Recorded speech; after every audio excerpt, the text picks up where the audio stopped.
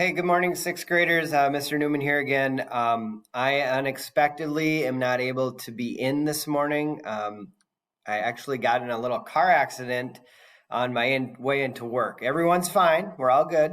But I have some things I need to do, and my car wasn't drivable to get into work, so I have to deal with that. So I'm asking for your patience today with the lesson. I'm asking for your patience with the guest teachers who are in and out.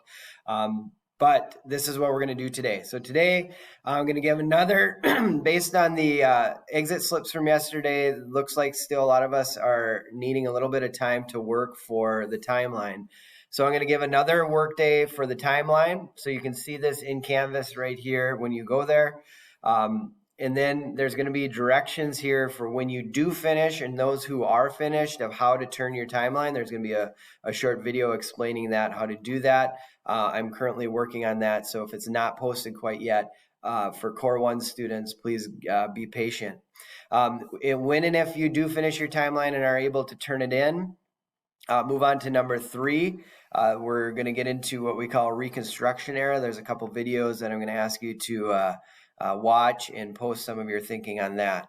If you finish the Reconstruction videos and lesson, what you could do is play any of the social studies apps that we did from our civics unit, the iCivics information, or GeoGuessr, or even if you have other homework, or you could read quietly as well. But again, I'm asking for patience today with the guest teacher to be the best people you can be, which I know you are. So I thank you for that very much.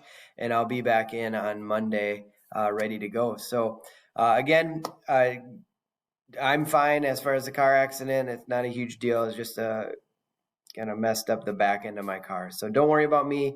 Do your job here at school. I'll miss you all. We'll see you on Monday.